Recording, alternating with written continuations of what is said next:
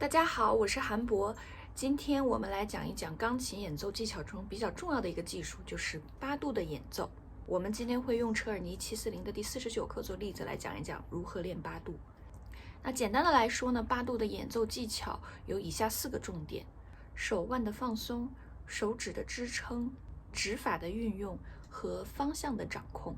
那在这个范围内呢，每个人的技术能力和特点不一样，所要面临的问题和解决的难点也不太一样。所以我们今天就从框架上面大致的讲一讲八度应该如何的去练习。第一点呢是前臂，尤其是手腕的放松。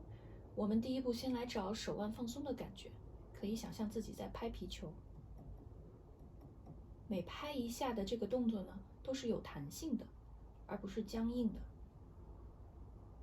第二步呢是要减少拍皮球这个拍的动作的频率。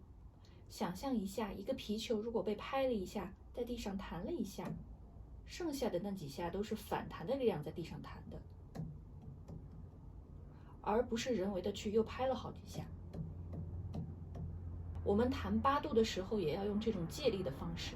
好，现在我们试着把这个放松拍皮球的感觉用在演奏里。我们先来弹2个音，第一个是下，第二个是反弹，然后3个音，1个下，2个反弹，然后越来越多，4个音、5个音、6个音。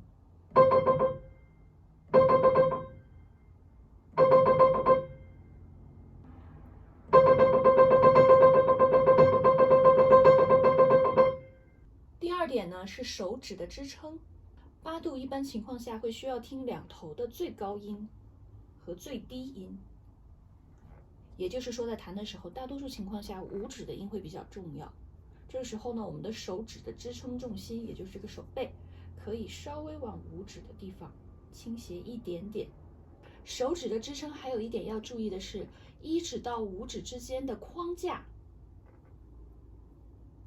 要保持住，因为这个距离是不变的，要变的只是手放的位置。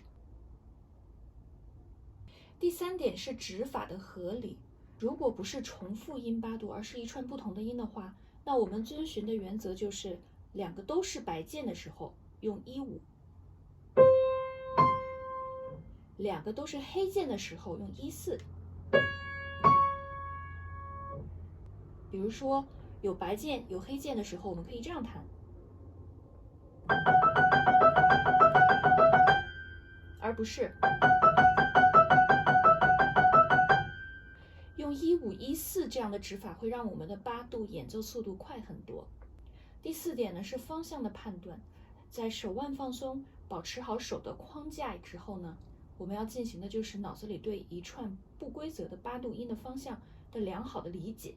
比如说几个音往上，几个音往下，上的时候是多远，是2度还是3度还是5度，什么时候改变了方向变成了下行等等。假如说我们用八度来演奏哈农的第1课的话，就是1个3度，然后3步往上走，然后4步往下走。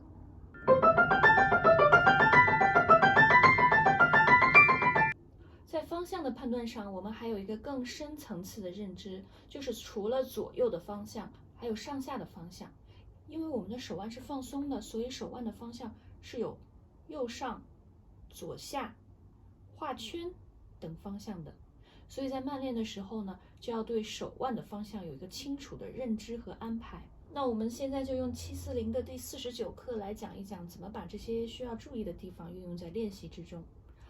首先呢，我们要在手指支撑住的情况下找到放松的感觉。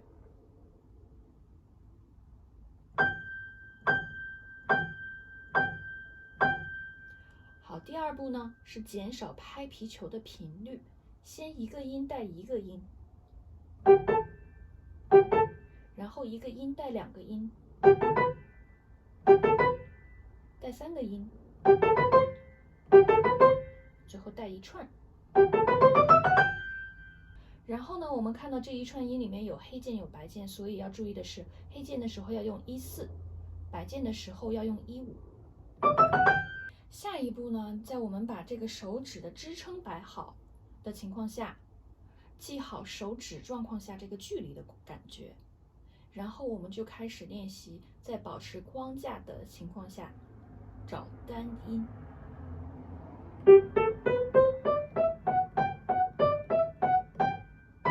这个练习呢，是通过大指弹单音，我们训练手对走动方向的肌肉记忆。反复的练习之后，就可以加8度了。那么车尔尼740的第49课这首练习曲呢，它就有很多的8度练习，有对右手的跳音8度，有左手的跳音8度。比如说一开头是左手的跳音8度，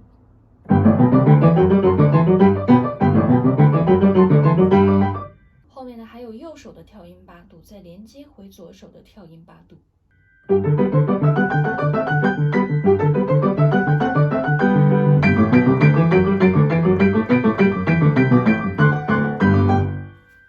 然后后面还有右手轻的连奏的8度。